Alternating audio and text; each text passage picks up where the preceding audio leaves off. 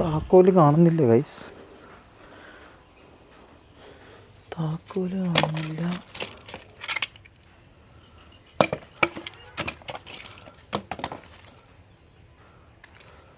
അയ്യോ,